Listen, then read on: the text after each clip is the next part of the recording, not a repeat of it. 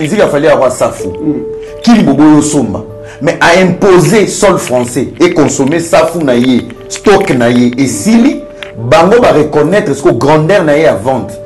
Le premier Congolais rumbiste Oyo Azui, disque d'or certifié par Snap. C'est pour dire ce mec il a réussi dans un pays étranger. Bango tout bazwa, ba disque d'or wana, tout ça ba photo.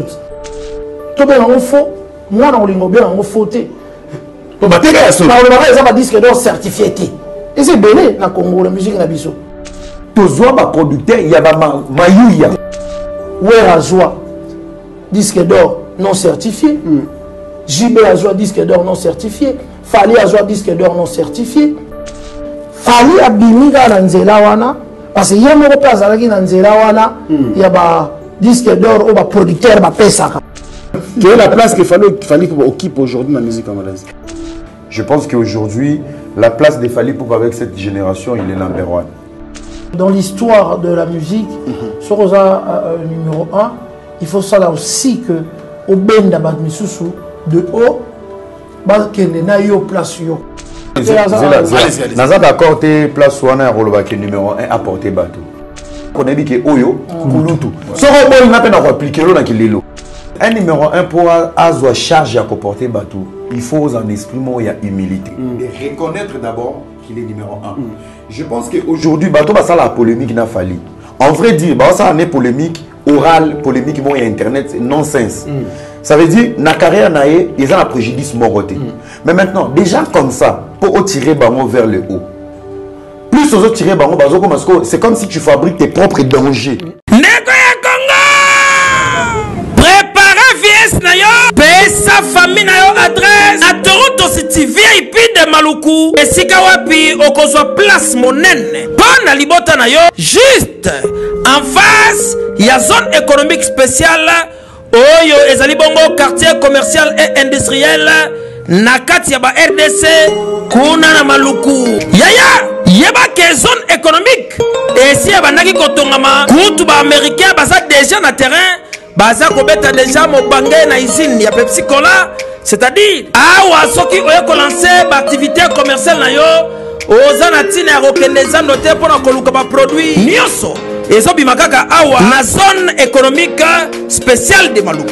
Yena ngai e bongo pona résidence fanda kimia okozwa terrain ya 20 mètres sur 20 au bord du fleuve Congo avec borne urbanisée. Ole kamo pepe likambo ya accessibilité la lampongia ba bébé nyonso esi etongama urbanisation elenda espace vert ekuba ebongo espace yage pona bana boza mobimba pona avenir ya libota na ngai na koti déjà en contact na Toronto City kaka ba numéro oyo pona kozwa résidence na ngai na prix ya mbongo ya ambiance ya jour moko kokamwa eyokani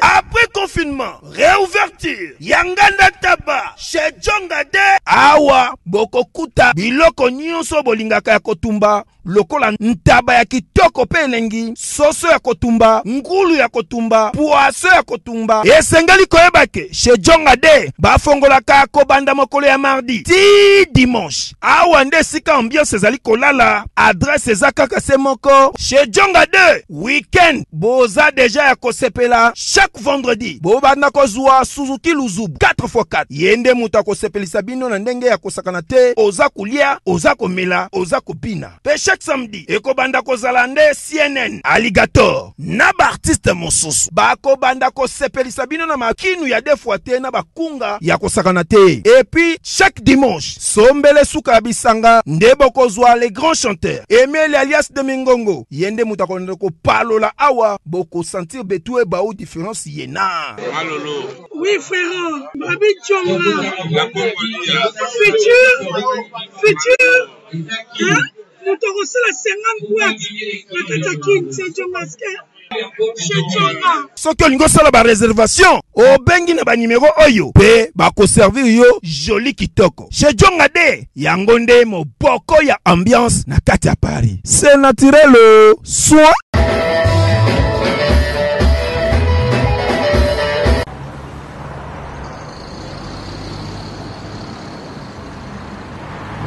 Fondation Alidor Massamba, merci. Excellence Yves Bonkolo, Maman Audrey.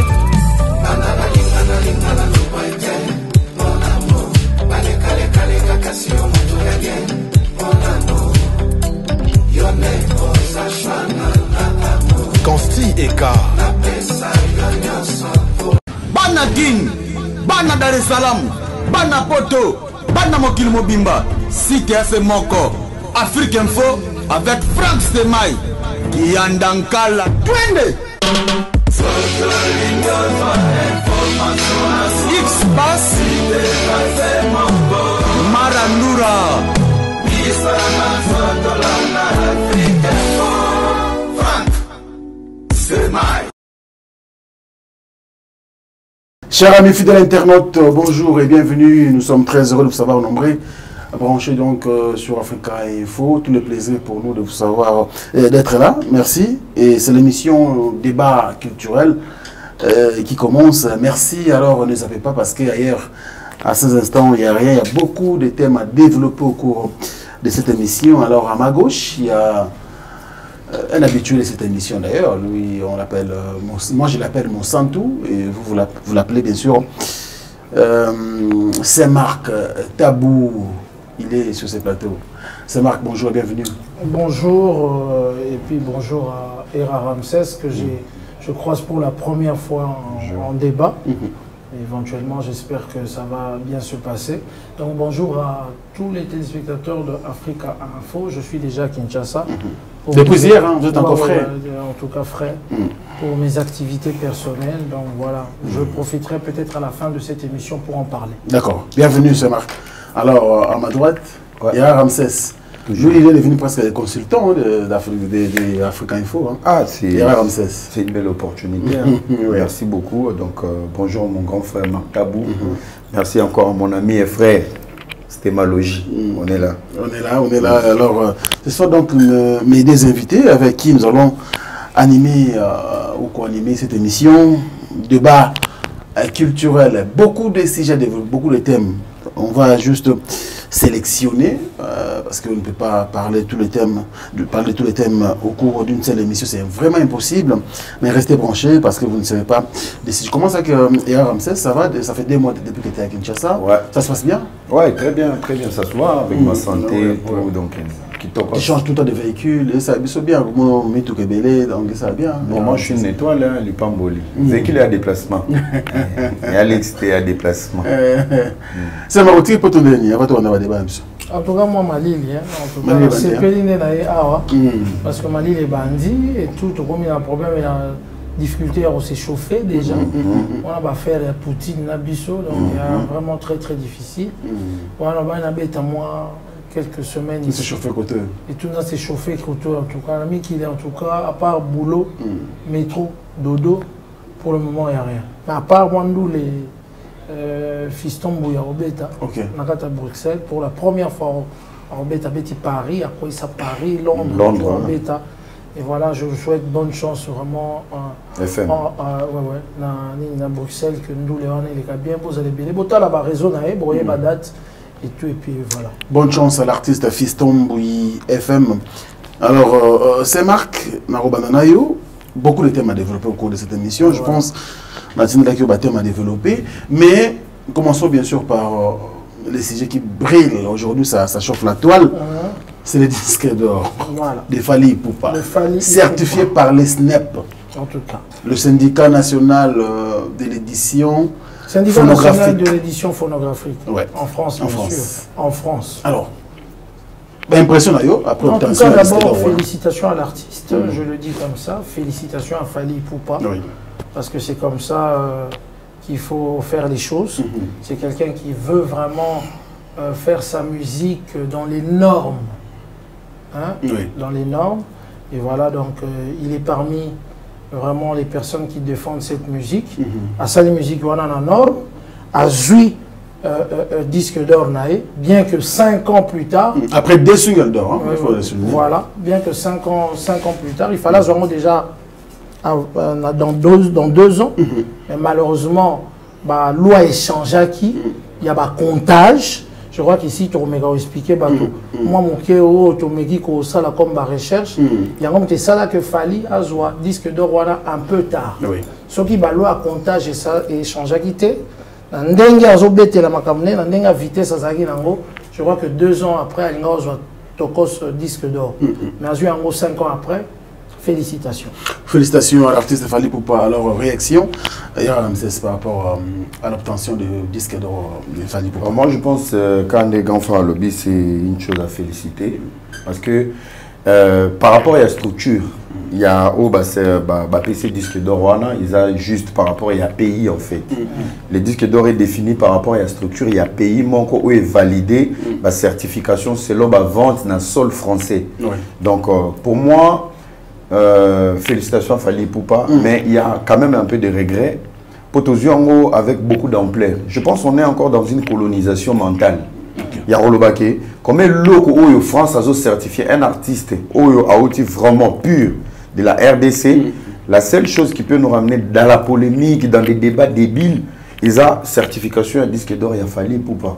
Tout ça, c'est pour nous faire comprendre que toi, la structure. Donc, la SNAP, les structures il y a des syndicats des Français qui ont décidé pour dire avec autant de ventes dans le sol français, ce qui fait que dans la vente, il y a les intérêts de la République française, il y a les impôts, il y a tout dedans pour dire que ça ramène une crédibilité dans la maison des disques, dans le studio, il y a Rolobake. Si on enregistre à Paris, si on enregistre en France, tu as la chance, il y a la vente, il y a Malamou, il y a distributeur, il y a Malamou. C'est ça qui donne vraiment le goût. Il y a un disque d'or. Ce qui fait que Bisso, aujourd'hui, moi, je l'ai dit avec beaucoup de regrets. Je félicite Fali Poupa pour ce grand travail. Mais on peut informer à tous les Congolais que certification Wana, ils ont unité de mesure de la musique à Fali. Ils ont unité de mesure de la bonne musique ou qualité artistique. Ils ont syndicat, structure moro et vanda. Pour na comptage système na sol na biso soki moto ateki autant to pesi en fait c'est un piège commercial séduction momo yako permettre l'artiste ba évoluer en France. Il y a un monde artiste et comment je dois enregistrer à Paris, c'est pour avoir tous ces contacts pour me mettre soit dans disque d'or soit dans babilo avantage aux amis de certification avantage pour moi franchement étant qu'artiste. Étant qu'Africain d'abord, pas artiste, moi je ne suis pas artiste. Étant qu'Africain, avantage n'a pas dans les athées. D'accord. Vis-à-vis de Fali Poupa, avantage du disque d'or, c'est pour dire que ce mec, il a réussi dans un pays étranger. Donc à Teki, et alors, Fali musique a fallu avoir ça fou. Qui bobo somba. Mais à imposer sol français et consommer ça fou naïe, stock naïe et sili, bango va reconnaître ce que grandeur naïe à vente. Mais où est maintenant vente où il y a Bissomo Congolais? On va en arriver. C'est Marc Tabou. Era, je pense qu'on dit Era. En tout cas, ils na torté na place où accueilli pour na makamamboka. Des fois, il faut total mboka na bisopé, il faut ezalara na ba société wana nyo surtout ba certifié ka ba makamwana tout. Parce que tout ce qui se passe, ngasko regret na ngamuke ezali, il faut que tout assainir musique na biso hermon na ba polémique mon boy et qui même ko écorcher image to koniata image tam sous il y a ba grand oyo ba salaki musique na biso tu vois un peu donc ndenge na lobaki na koki ko ajouter disque d'or Fali ba pesi eza na snap. Mais il faut que ba congolais ba yeba que Fali aza le premier congolais où il y a eu disque d'or, le premier Congolais rumbiste. Oui. Où il y a eu évoluant ici voilà, à Kinshasa. Le premier Congolais rumbiste où il y a eu disque d'or certifié par le SNEP. SNEP. Mais en France, on a 2 organismes Oyo et certifié à disque d'or. D'accord. Habilité. On a SNEP qui est le syndicat national des éditions phonographiques, tu as UPFI, Union de producteurs phonographiques français indépendants. Alors, on va peut-être nous lancer un message à Kofi Olomide. Ok. Parce que tout le monde a Henri de Bodina. Il y a son disque, après ça, il y a disque d'or, il y a 144 000 disques vendus. En France. En France. Je crois que Soboyambi Moupao, Aïsabiso, UPFI a certifié Kiango, to SNEP. Mais je crois que SNEP, fallait à numéro 1, le Congolais Liboso. Le Congolais Liboso, Congolais Rumbiste. D'accord. Ce que Congolais, Mbalamo Bakoumi 20. Congolais Rumbiste catégorisé Oyo Azui disque d'or. D'accord. Donc biso tozo linga plus tozo ba information dans quartier latin parce que disque d'or il y a quartier latin, je ne vois pas Henri de Bodina qui peut c'est le faux. Pendant que bah, disque d'or il y a marketing et zali.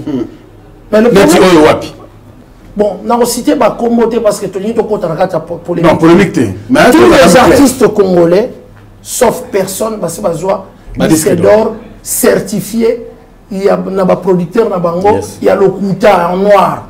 Bon, non certifié. Non certifié. C'est un mot où le Togo peut s'agarrer snepte. Et pas qu'on certifié. Alors, mon côté monsieur Babi, frère Azali a RAT, RABI oh Aza ser nanga makila nanga, je certifie que Aza ser nanga.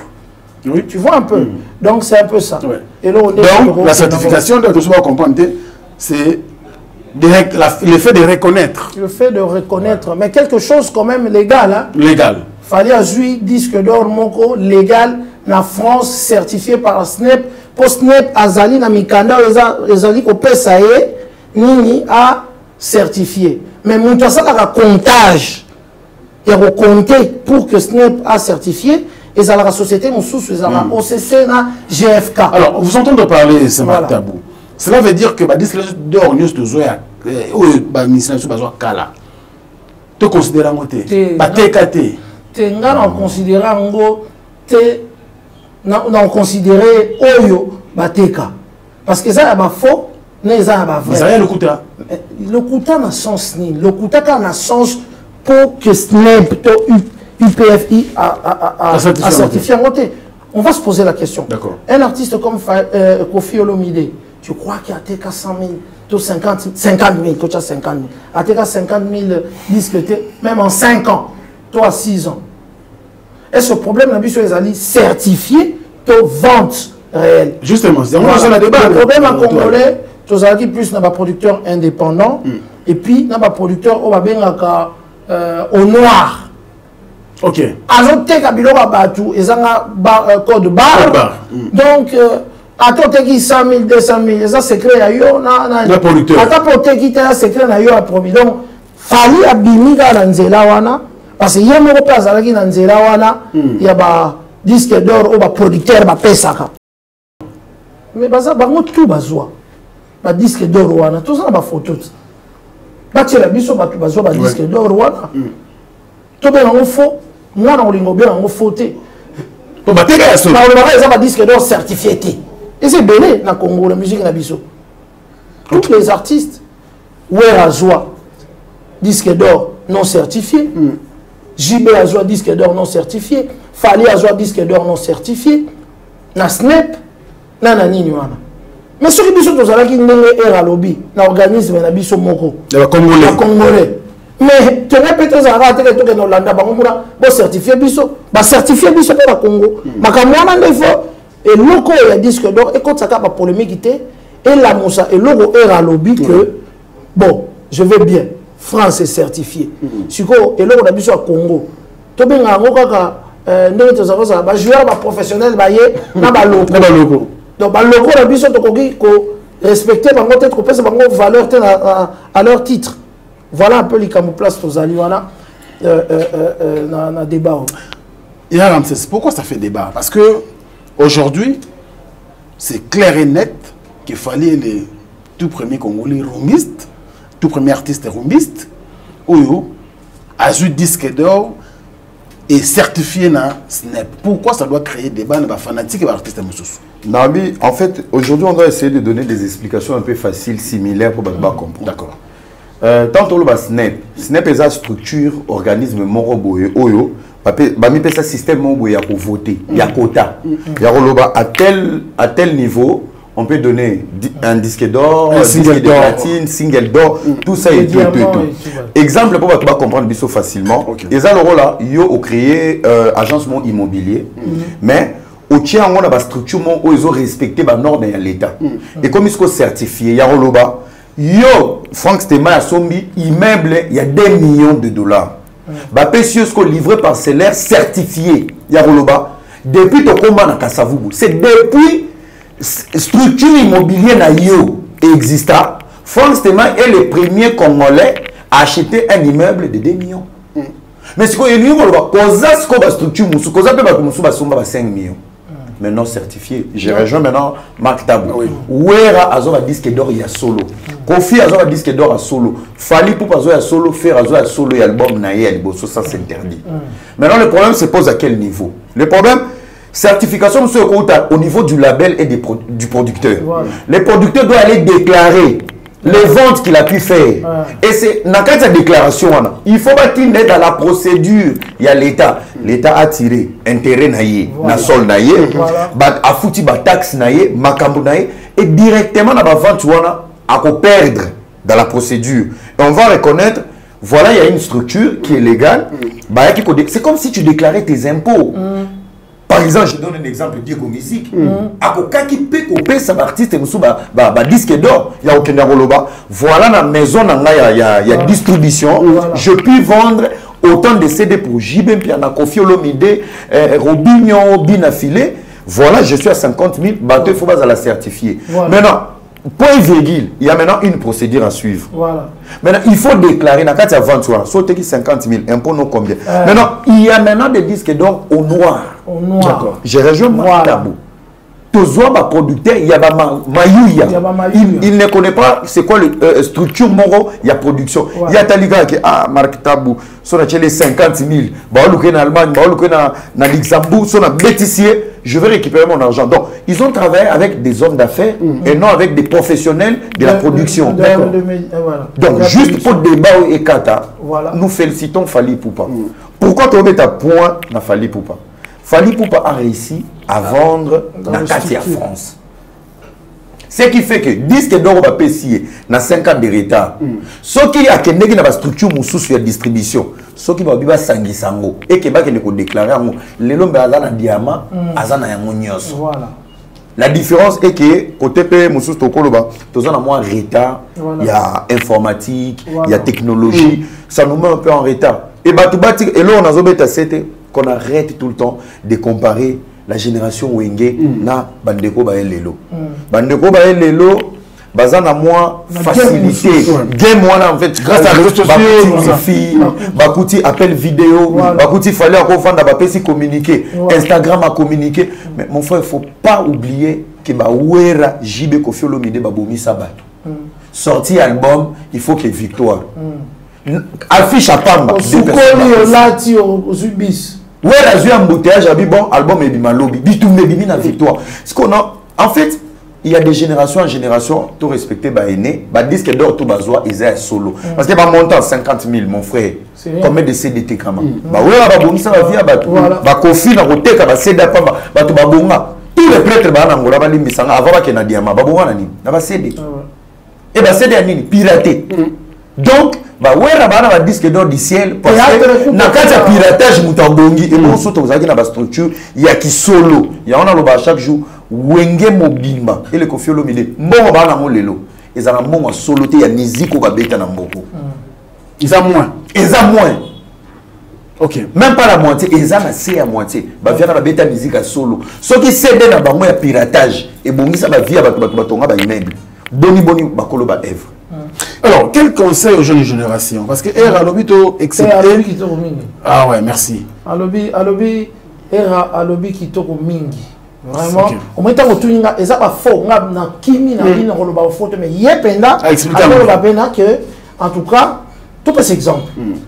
bande qu'on a biso à théâtre lelo na kati ya poto théâtre tale ma ko les ba clip ba musicien même ata batala ko ba million mais niveau batala ba bobo ba nani ba comédien batala bango chaque jour et je crois que era soro to sorina au contredire ngate batala ka bango chaque jour na ba TV oui oui une dimension bazana kati ya mitema ya batuneti na ba poto wana donc ça veut dire que ba théâtre à l'époque ils ont été ka DVDP et belé au gros on appelle que ba kalunga ara ba binisi DVD tekami 20 000 pièces bon tala kalunga te ka 20 000 pièces et bon Kofi Olomide a te ka combien alors aujourd'hui le problème il y a dans souki ça Fali akei na akomi ne titolo bise na ko pese combo le légaliste. Donc, il y a en France, hein? Oui. Parce que il faut te compter. Donc, Fali ake na et le bengi légaliste. Donc, aligna ça babilo on a norme. Avantage dans les années. Avantage dans les que ceux qui ake pas major, major, ils avaient universel, Warner na Sony pour yazara na Warner, na Electra Warner. On comprend? Crédibilité na Fali et Mati. Parce que tant il y a bon, écoute, tu es artiste, qu'est-ce que tu as eu? J'ai eu un disque d'or certifié na Snap. Voilà. Et lorsque le artiste, on va travailler qui au noir, c'est que tant il y a, alors il y a 50 000. Papa, ma solo, ozo betanga, pour venir que au teka autant au terrain wana ko mola ça clip non na sala plein na stade na sala plein na Zénith wana ko ba bébé masolo en fait il y a problème quand il fallait au sala c'est que azo kene na ba norme bon yemo pas aki na ko bunga ne bandeli pour azo pe disque na sala attraper le peu disque d'or ndele na lobby ya solo talaka droit chemin disque d'or ya solo mais au noir photo ezali ba rola kisango il y a pas un disque d'or au noir à comprendre qu'il ne faut pas continuer à mettre son doigt. Alors, ce que là, producteur, à comprendre que Joe, j'ai vendu 50 000 exemplaires à Tipo. Joe, on va rappeler 50 000 exemplaires. Donc, j'ai les droits d'octroyer disque d'or mon bout. Ce que tu as fait ça, ils ont légalisé. Et alors, on a commis. Au moins, le long à niveau de l'ambassade de voyage. Ceux qui sont là à Kassavou, pour tous les actes de naissance, ma perte des pièces. Donc, il y a un commis de Kassavou. Commis n'a pas sur le document légal. Mais ce que il faut document on commis à Kassavou, il y a solo. Vérité, vous allez définir au niveau de l'hôtel de ville pour légaliser. Mais non, le document vient de la commune de Kassavou. Mais référence naïe. C'est la direction générale qui légalise les documents. Donc, à mon moment, l'hôtel de ville de Kinshasa, il y a un numéro de référence où on peut appeler. Est-ce que vous légalisez qui document? Donc, c'est ça, Babilo, Bamonso, ce qu'on va payer ça, disque d'or, on a un rolobaki. Na teki na même niveau que et moi, je peux aussi donner un disque d'or. Par exemple, Netia Fabregas. Na limite, mais m'appelle Claudicia dans une bêtise. Il n'est pas bête. Peut-être il a vu un document, il a vendu autant, il présente. Mais sauf que certifié, certification, ça veut dire structure moins établie, reconnue en Rolobake, on peut certifier. Donc, Bazo reconnaître, en fait, c'est juste une confiance entre l'État et le département artistique. Alors, la jeune génération, parce que le lobby, avant, il fallait, il fallait sérieusement. Mais il y a des disques d'or na bango. Justement, ils ont les cas déjà. Mais les jeunes, après Fali, la génération a Fali. Comportement, le comportement, il y a Gims. Parce que tout le monde l'a appelé. Non, Gims va rombiste. Si vous avez un rombiste, Nabi, au fait, bonjour bato Hollanda ba Gims na bonjour bato Hollanda ba Gims mais ba jeune tout le Congo ba bombeta musique ba Gims bo contredire ngati rumba na bango et comme pour rejoindre ba Gims pe ba komi ko luka ba beta ya nini. Donc ça veut dire quoi? Ba y quand même na quelque chose ya relaxa biso to beta musique mais tozala na ba norme. Oui. On comprend? D'accord. To beta musique tozala ba norme. Pourquoi la France? La France est une plaque tournante de musique africaine, francophone. C'est à la France. Il y a des gens qui s'appellent Pifo. na eloko il fallait azui parce que la France est considérée comme plaque tournante depuis la nuit de temps. Même Bataboulay, Vanta Olympia, ya France. Tant à ya to yambie na Chipoy parce que abetaki Olympia, ya France. Et ça qui Olympia qui s'assate. Donc ça déjà pe ba vie ba pas l'exact nzela. Ya ngona na comprendre jeune génération bazo CP là parce que un roumiste a eu disque d'or na Snap ou certifié na France. Mais aujourd'hui, il y a combien des artistes? Oh, la chance.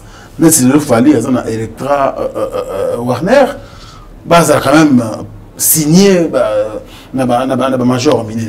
Mais ça a été le major de disque d'or. Dans le lobby, il a répété ici. Batu ba contaka ba disque d'or, bokene ko luka, ezali JFK to OCC za entreprise moko anglaise. Ba on ba contaka oteki combien, oteki combien, oteki combien. D'accord. Soki biloko no ba commander ngo na ba Carrefour, na ba Fnac, na ba nini et tout et voilà. On comprend. Après bango baza loko aneti seni, ba on ba contaka. Bato ba certifié na France. Au bazar habilitaire certifié, ils ont mis balai. Ils ont snip, n'a répété la Union des producteurs phonographiques français indépendants. Au bazar la majorité. Pour la majorité, ils ont Universal, Warner, Sony, sous la belle, les alliés, Capitol, Electra, Babylon, bon. Vous comprenez? Oui. Nous allons expliquer. Oui. Donc c'est un peu ça. Ce que vous allez dans la major, mini, certifié à Bango, dans la snap. Mais ce que vous allez. On appelle Diego Musique, ok, on s'affilie à l'Union de producteurs phonographiques français indépendants en tant que producteur. Et puis, on ici, ok, on se soit d'entreprise, on GFK, on conteneur, et puis UPFI est certifié P. Disque là, mais comme tu l'as dit, mais Universal, Warner, et ça va multinational. Okay. Je pose la même question, Ramsès. Quand même, dans la certification, pour qu'on ait un niveau certifié comme disque d'or, il va reconnaître la vente. Il faut qu'on ait un label dans la maison de production sérieuse. Voilà. En fait, il y a toute une organisation autour de l'artiste pour Balandela. Place Moko Oto Bosala. La certification, il y a une œuvre artistique et dépendant d'un pays. Alors je me dis aujourd'hui, disque d'or, il y a un artiste allemand au Bazoara. Ça ne vient pas de la SNEP. Non. Bazan a la structure na bango. Voilà. En fait, moi je dis, nous sommes encore dans une colonisation. Il y a complexe, na niveau il y a art. Les Américains, bazara na bord, moi babenga rien. Rien. Un certifié, un disque d'or participatif. Parce que nous choqué bateau. Faire un disque de platine participatif. Faire. Gola. Ah oui. Azana. Disque de platine. De platine, participatif. Si on a 4 mousseka participatif, comme ça, c'est que ça nous macambou. Non, c'est que ça il y a un loba. Plus, Tozo s'est focalisé sur le disque d'or où ils ont un sol français. Voilà. Ils ont même à moi trouble morobo. On m'a dit, sauf que même na Nigeria, Tolandeli ba Nigérien, Tolandeli ba Tanzanien. Place union ce série et continue dans le département il y a art musical. Tokokuta bazakana ba disque d'or na bango. Pe babamba. Petit mo ayanga boata molana inos bibo, ibasolana inos bi. Je pense à ça Tanzanie PK. Inos bi akende ko visiter ndako nae. Papa mireto Diamond te mususu. Reinen sui reinen comme on est kiminga. Mireto na ba disque d'or na ba trophée. Pourquoi? C'est pour nous pousser à quitter aussi Maraloé Lomo, merci ça a été. Les disques d'or de Fally Ipupa, normalement, la vitesse à Congo, ça doit nous réveiller. De comprendre qu'il est temps. Il y a rechangé Makambo. Disque d'or, avec 50 000 exemplaires vendus. Mais il fallait une semaine à 1 million de vues. Je pense qu'il y a des conditions. Les Nino, les Gims, les Dajou. Papa, les musiciens congolais de l'OT. Ils ont dépend de sol baza. Organisation au Bazaleli, na conditions politiques et sociales il y a bamboka wana. Moi na poto ba futaraï. Donc soit linga nino.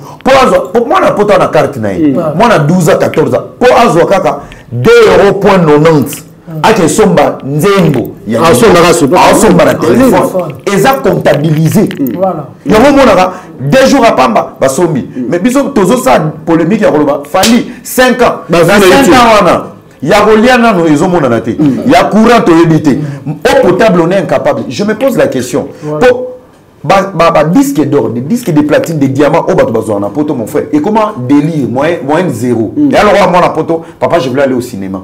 Avant au cinéma, t'as ton argent. Mais ce que biso awa, il faut faire réfléchir biso. Et ça la disque d'or mon où il y a polémique. On doit voir les fonds. On a plus de 100 millions d'habitants. 100 millions d'habitants, ça prouve une nation qui ne consomme pas la musique. Nous on produit les musiques. C'est toi le roi richesse na biso politique. Scandale géologique, mais dans la liste des pays pauvres, tout ça. Nous tenons la musique du monde et les sports. Tous les grands pays en Europe, il n'y a pas une politique culturelle dedans. Il n'y a pas une politique qui couvre nos talents. Mais, tout ça dedans. Polémique débile, analyse à la con, débat stupide, concurrence et un sens T. Il y a un affaire, il y a un fali. Au lieu il y a l'accent que n'enga na affaire, concert à faire à $100 à jouer VIP. Azoate, azela na commentaire, ngana zeli na faux compte. Tu comprends? Donc pour dire vraiment la vraie réalité, les disques d'or de Fali doivent nous faire réfléchir pour dire Fali aujourd'hui il a plus de 15 ans de carrière, fera plus de 15 ans de carrière, héritier Zoya, Bafarugas Mazoya. On ne doit pas se focaliser sur la snap. On n'en a pas besoin en fait, snap voilà. Aujourd'hui, il faut ce qu'au total là. Na système ni parce que ce n'est pas na na critère na procédure na selon ba français bisope ao togo za la selon qui congolais donc déjà boé togo ba no calculer na nombre de vies nombre de CD to sangisi na bato libanda to babulio pena disque pena de mbodi fali pour faire égola héritier soit disque d'or no de mbodi ya ki Congo au valoriser pe Congo comme on soit na mundele oui dans mon pays nana 10 disques d'or reconnu par Sokoda et Bapanza na Lambo. Allez, merci beaucoup. On va évoluer, on va prendre bien sûr toujours parce que nous parlons. Oui, allez-y. Au Tchela Bango quand même image Luambo na Taboulay bazora disque d'or na Bango à l'époque mais ça qui plus africain Mbappé ça qui Bango. Est-ce que na série je me pose la question tozaki na ba chronique tozaki na polémique pour que nous ça la Bango longo moko boye pour une émission polémique Taboulay na Luambo ba grand wana penda bazu disque d'or wana lokuta est-ce que Bango mopé c'est ça quel encore je crois que na otine de la na ane bunginga mais na otine illustration batala disque d'or oh bah pesa bango pour avoir vendu combien botala ngoko na nakati boye ba un peu tout est-ce que ba sala kengo pour la polémique je crois pas c'est wana ba chronique fati bazagi mais point virgule peut na ba ça to c'est un peu ba respecter ba artiste na biso soki le fallait jouer disque d'or à partir à sol français et c'est le contraire par rapport à artiste na biso même ouais bana na biso ba Dadju ba Nino ba rosalate. C'est qu'il fait qu'il fallait les lois qui 50 000 en France, mais à résident à Congo. Il est produit ici, il fait tout ici. Surtout ça, l'inverse. Bah disque de platino bandino bazora. Surtout que la vente dans Soudan à Tchad. Alors quelle est la place qu'il fallait occuper aujourd'hui? Quelle est la place qu'il fallait occuper aujourd'hui dans la musique congolaise? Bon, moi je pense que dans chaque génération il y a un guide. Cause à la guide et l'ingé kolobate que tu es plus fort que tout le monde, mais tu peux avoir la couronne pour guider les autres. Je pense qu'aujourd'hui la place de Fally Ipupa avec cette génération, il est number one. Il est number one accompagné de tout le monde. Et l'ingé kolobate parce qu'il y a aux général. On m'a dit les lots, on a repris exemple mon politique pour et concorder pour tout apaiser, bah concorder bah moins candidat. On m'a dit tout un général Mbala, tout un général Tango fort. Mais au bâti les lots, Azaki 3 étoiles. Mais à l'équipe a nomination il y a le président de la République. Ordonnance à chef de l'État, ça va être. Ce qui fait que, on a commis numéro 1 à faire Christian Chiwewe. Je ne pense pas. Il est très fort ou très stratège pour le gars généraux. Donc, Ezara qui a eu couronne, Tokumba Mapinga.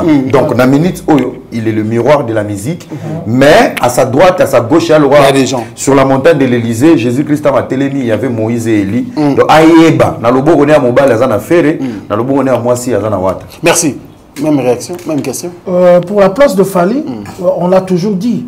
Actuellement, on a ma statistique tout, Aza numéro 1. Mais on a ce froid, ça sera toujours dans l'histoire de la musique.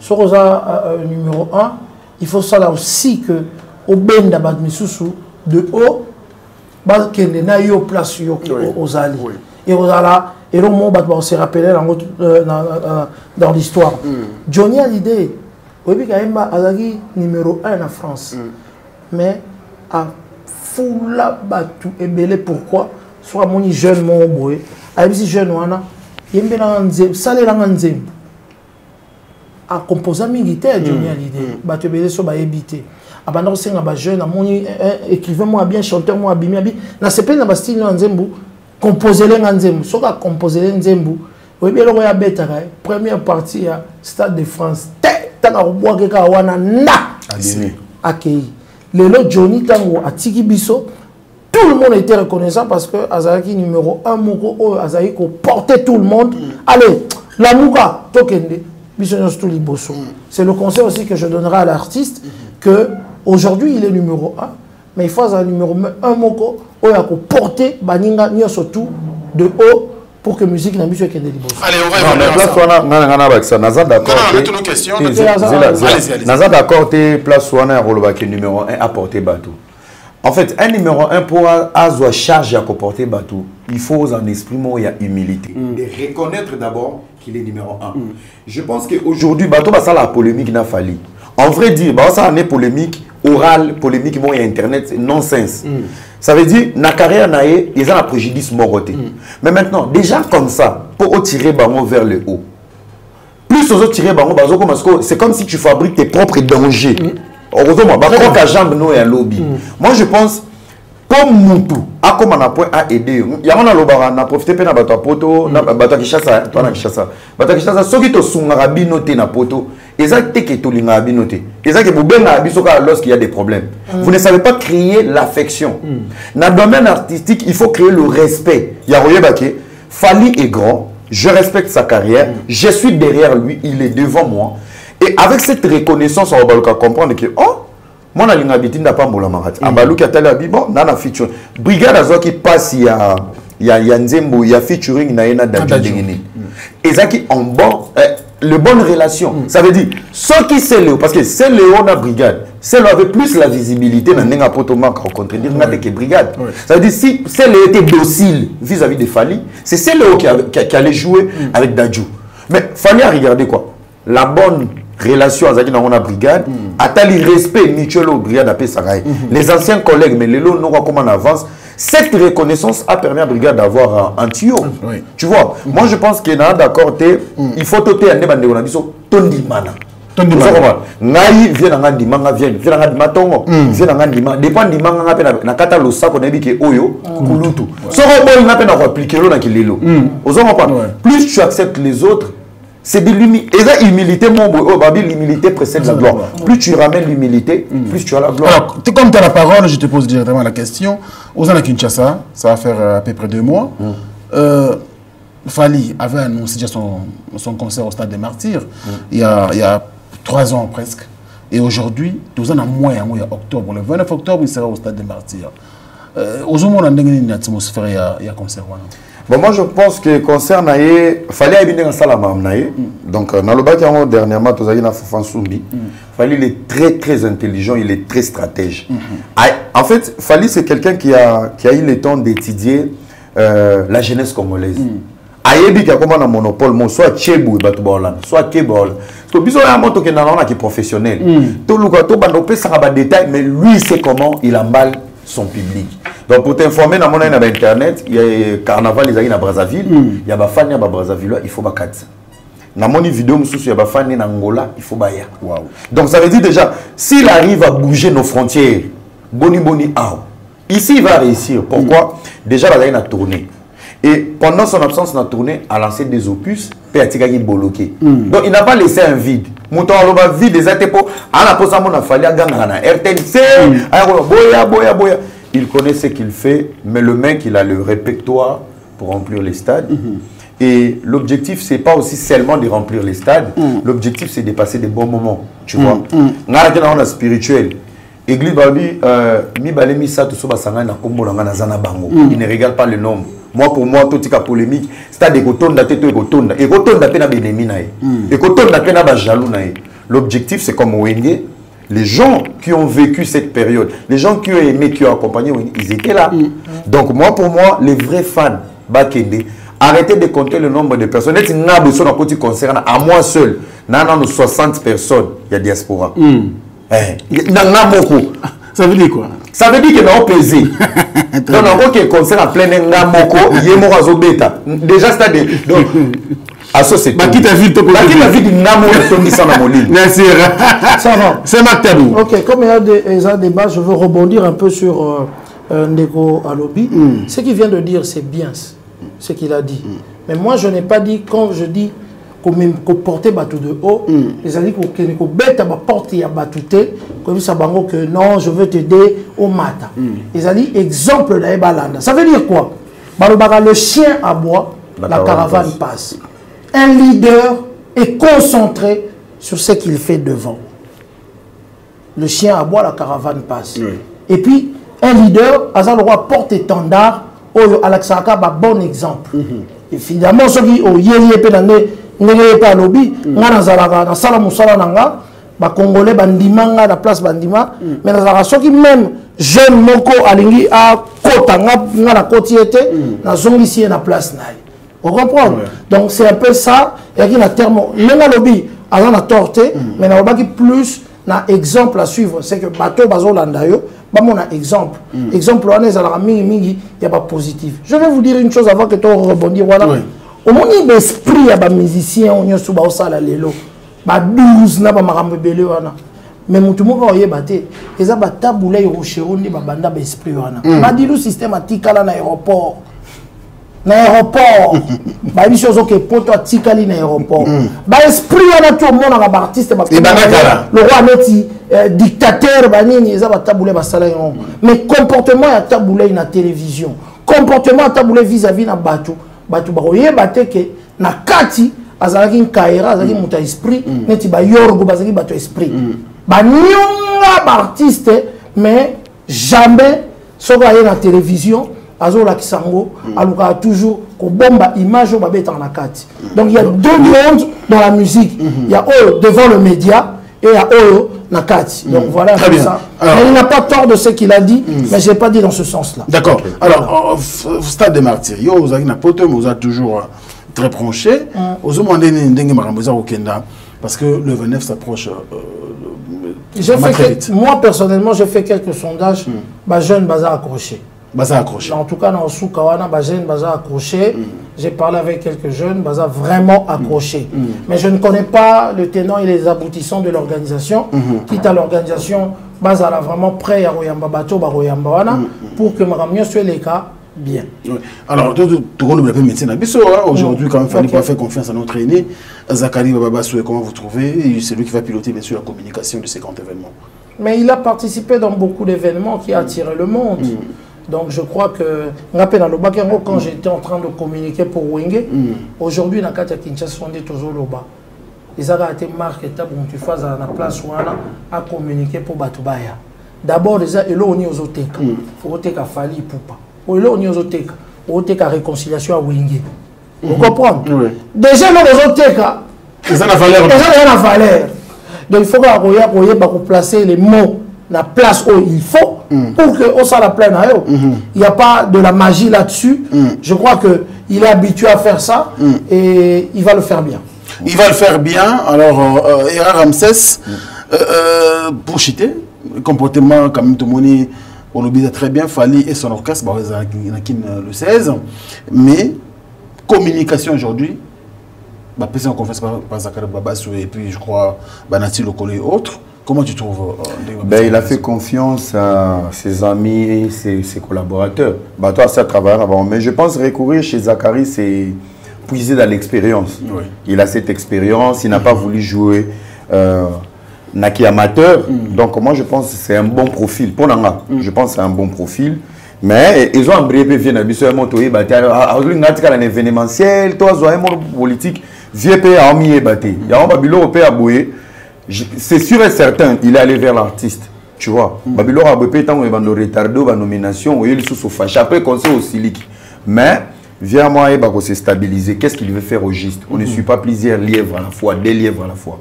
Tu veux être politicien, cadre-toi dans la politique, sois patient. Tu veux être populiste, tigala la musique, zongi sa tige. Donc, on a un conseil à PCV, on a un ébi qui a fâché, mais petit nom de tubi. On a un vieux. Donc, vieux, on s'est positionné. Donc, quand on est dans le monde de la musique, et tu n'as pas perdre. Il y a un moment où on a trop derrière les musiciens. C'est pour ça que j'ai une liberté de dire ce que je pense. Et on a retombé, parce que Chombo chez Moutouté, Dodo chez Moutouté. Merci beaucoup, mesdames et messieurs. On va parler bien sûr de l'artiste, un musicien, Ferregola, Jésus de Nuance, Moto Ayambo. Voilà, donc aujourd'hui, j'ai beaucoup aimé l'interview que Christian Moussakone a réalisé avec l'artiste, c'est Marc Tabou. Enfin, Ferregola parlé, actuellement il traverse des moments très, très difficiles. Et d'ailleurs, jusqu'à-là, sous contrôle judiciaire. L'entendre parler comme ça, c'est là qu'on donne Marc Tabou. Bon, ben, tu sais que là où Ferré est passé, moi, je n'ai pas vraiment suivi l'entièreté de l'émission de mon grand frère Christian Moussakone, mais je crois que j'ai eu l'occasion d'être à la conférence de presse. Oui. J'ai vu que c'était un autre Ferré qu'on avait devant nous, et nous espérons en tout cas des bonnes choses dans l'avenir. En tout cas, voilà. Donc, ce que moi je peux dire, c'est par rapport à ça. J'ai senti un peu la sagesse. Sur les bigas que tant qu'on continue dans la difficulté, et qu'on s'est vraiment tout en place pour qu'on réfléchir bien à oh, ça. C'est quand même un grand artiste, un grand chanteur de notre musique. Oui. Et voilà. C'est tout à fait positif. Ce qu'il est là, par rapport à ma difficulté, voilà. La place pour que avancer carrière. Alors, que dire de la couleur des Gaulois? Parce que Bazaar Rotumboka, après, je sais pas, la démission ou la révocation de Aya Mvita, qui était donc la manager de l'artiste. Mais moi, je trouve ça normal. Aya Mvita, je ne sais pas, mais le travail au Babato pendant toutes ces années n'a pas vraiment aidé Ferré, Gola. Donc je crois que cette révocation-là est fondée. Okay.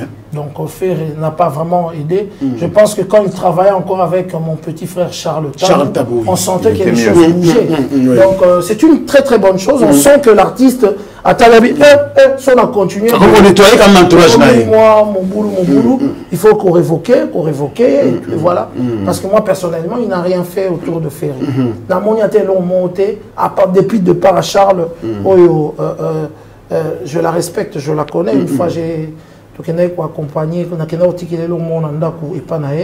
mais je crois qu'il n'a pas vraiment, peut-être, INM t'a expliqué sur le pourquoi, mais je crois qu'il n'a pas bien travaillé. Charles aussi avait des difficultés avec l'artiste, mais il essayait quand même de faire des choses à l'entourage de l'artiste. Je crois que l'artiste a décidé, et si quoi Aleki, que non, dans un artiste il faut aller. La télé, cette fois-ci, il faut vraiment qu'on a frappé fort. Cette fois-ci, il faut qu'on a frappé fort. Voilà. Ramsès, mais aujourd'hui, depuis plusieurs années, on reprochait toujours Ferregola, grand qu'il est, talent est belé, il aime ce qu'il fait, mais il a toujours victime, il y a entourage. Comment tu penses à ça la nini pour que un mec un peu qu'on rebondisse dans la carrière? Bon, moi je pense que monde des eaux avancées, il faut il a m'sapé batun sousou. Sogotali émission moko fali pour passer à Abdul Kaba na univers batuna fali après ça conseil par rapport à l'émission quand on a parlé de Ferré directement fallait parler de son conseil on peut ça faire il a parlé son entourage directement pourquoi je reviens sur cette question parce que fallait a eu le temps de fréquenter Ferré dans quartier latin à mon makambo où il est dans quartier latin bah salamo ba acapella ça veut dire fallait assurer 15% il y a personnalité à Ferré. Et il a compris que l'image qu'on donne de Ferregola aujourd'hui dans le monde du business musical, ce n'est pas les vrais Ferré. Ferré, c'est un talent à vendre. Ferré, c'est un produit. Ferré, c'est un lobaté. Ferré n'est pas problématique. Et le problème vient tout autour de l'artiste. Donc, ce qu'il fallait créer une rivalité est capable de dire que conseil n'a pas fait APC n'a voité, n'a banzemboté, n'a pas clipté, à quel ça conseil entourage. C'est que c'est un grand il fallait pour pas connaître aussi une petite partie de la personnalité de Ferré. Mais sauf que Ferré doit prendre une décision tout autour de lui. Aujourd'hui, Ferré n'est pas le Ferregola d'Engiringiri. Ferregola n'est pas moi la quartier na bango soit tapé ça basket dans 94 dans 97 ça matissa na podium il y a 4x4 à Wenge. Non, aujourd'hui, faire c'est un produit. Et lorsqu'on devient un produit, on doit s'entourer des professionnels au besoin maîtriser le métier. Séparation de la madame, voilà, je pense, à Sali Bilan. Même il y a la belle Assigna qui a Sali Bilan. Et je pense son arrestation, oh, ils ont les lots. Nandenge Bakangi, il se remet en question pour voir maintenant sa carrière. Les artistes, ils en attendent à reporter. Les lots studio, oh, Yembelanga, promotion. La place va bloquer, maintenant il a le temps, il dit que, ok, boîte, ok, mon amour, tout est, à surveiller, à voyager, concerter. Ça lui permet maintenant de voir le point par point de la carrière naïe. Qui me manage? Où ils ont fonctionné? Moi, je pense que ce n'est pas une nouvelle triste pour moi. C'est une remise en question de Ferregola. Il y a une période où que le retour de Ferregola, mobilité naïe, la mobilité très brutale. Il y a un contrat à Sika, Makambu à Sika. Conception à Sika, musique à Kilelo. La musique d'aujourd'hui, c'est la mentalité. Il peut adopter même l'esprit héritier aujourd'hui. Kondi Mabaninga, éviter la polémique, éviter les problèmes. Entourage Nayo, Moutan Lobate. Ba sanction est là. Tu parles mal des autres, l'autre Lobama Benayo, Bazana Bana, tu vois un peu. Donc moi je pense aujourd'hui, Ferregola doit se reposer, à Boulet, qui nous revient très fort.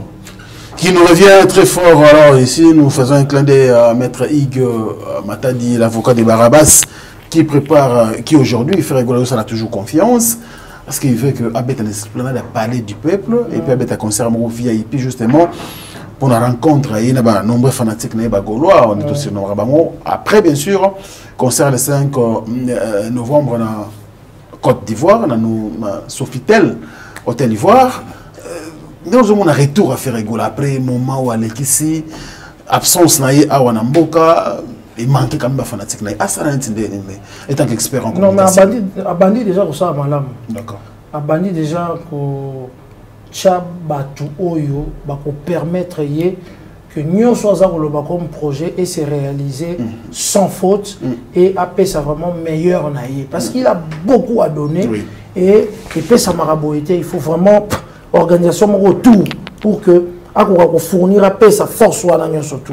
Moi je crois que au lieu de se précipiter au Pesabada, on a continué vraiment côté là que équipe on a travaillé dans Bango. On a changé une équipe. À façon équipe. Surtout peut-être. En fait équipe nous sous babi qu'on change équipe to lobité bengana batuana bazali na Bango. Il y a beaucoup d'artistes bazala toujours dans pire masse na Bango mais quand il s'agit boulot boulot Bose la ngana moi libanda to beta siko na bato boulot ba professionnel ba ye ba koti nde ba beti donc abenga na bango te asenga na bango question comme boulot na lingi na tala bato ba ko sa boulot qui est des professionnels donc ceux qui a zui bato wana abongisi pe amaka mwana nyoso attaquer parce qu'il a beaucoup à donner Ferregola tala ba son abimisi et tous autres là mais Aza vraiment un chanteur, Aza vraiment un artiste incomparable. On comparé le roi Messi.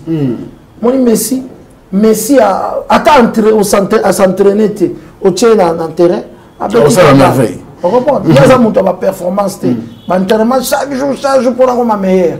Il y a maintenant Kakaboyo Bimisi au PC Champ boire les micros. Dynastie D, est-ce qu'il y a changer la carrière de Ferregola? Est-ce qu'il y a en tout cas un talent autour de au travail dans le studio? Non, la carrière à faire, je ne crois pas. Je crois que faire veut plus donner, en tout cas. Il y a même temps ça mine dans la dynastie, na ba collègue nae. Il va beaucoup donner de lui la dynastie na ba collègue nae.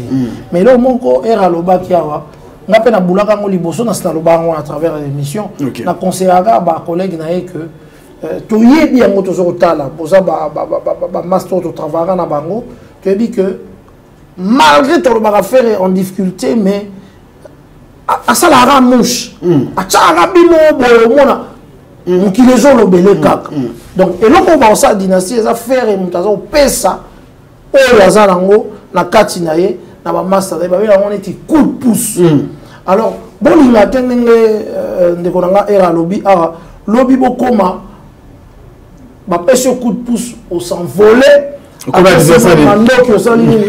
baloki les mona maman Marie il peut non mais oui et le roi na ngwana o era lobila ngake oui ko ba numéro 1 mais mabango maintenant na mais mabango bango tu vas balola les mandoki et tu voilà donc c'est un peu ça donc ça c'est la petite dynastie en gros il faut ébima rapidement pour que je sais qu'on aura des belles chansons là-bas avec les talents qu'il y a là-bas ma biolo alors Ramsès dynastie D en préparation, mais l'artiste veut carrément nettoyer parce que là, tu as dit, après c'est confiance plus na maître avocat, à mec un peu quoi, seigneur terrain, à l'ouka place à Kobeta, à Salabou, on dirait quelque part, ça allait vraiment déterminer. Non, c'est pas question de changement. Je pense qu'il est un peu sous traumatisme. Il y a des dossiers juridiques ou à traverser. C'est pour ça que j'ai dit, Dieu ne donne pas tout. Dieu peut te donner un talent, entoure-toi des gens bien qui vont accompagner les talents qui sont dans toi. C'est une mission. Faire une mission musicale. Mais il faut quand on parle des professionnels. Un professionnel, c'est comme quelqu'un comme Charles Étable. Je donne un exemple. Aujourd'hui, il est avec tous les artistes qui sont en train de briller. Mais il était avec Ferrego là. Ça veut dire, il te facilite les featuring, il gère tout, il gère ton image, ta communication, il t'accompagne. Il est même là pour suivre tes courriers. Pour savoir, allo, na Guinée, courrier il est mieux placé pour dire à l'avocat de te représenter. Ça fait 2 mois. Mais j'avais un procès. J'ai un avocat.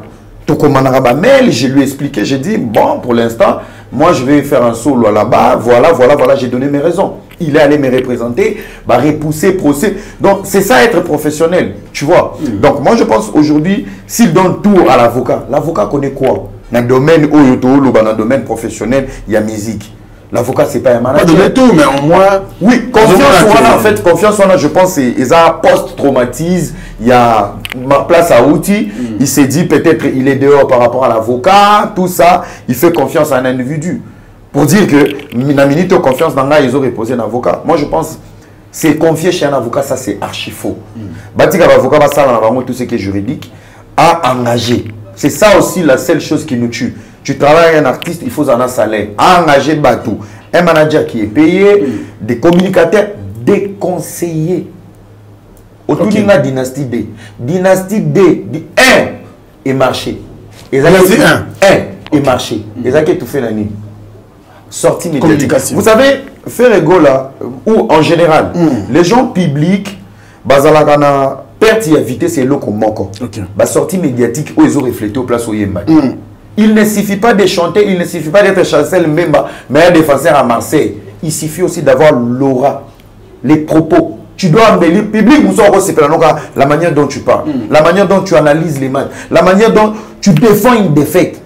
Et c'est ça qui séduit aussi le public Moussoussou. Parce que les artistes comme Ferrego, la manière dont ils ont devant, par exemple, Mikolo et David Manga.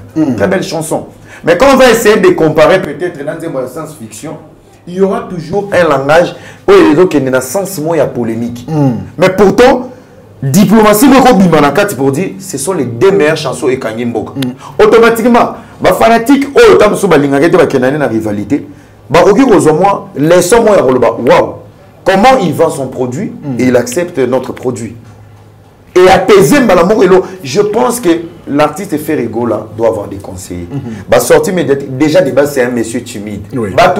Timide, mal compris. Alors X, Y, Z, parce qu'il n'a pas l'habitude de parler.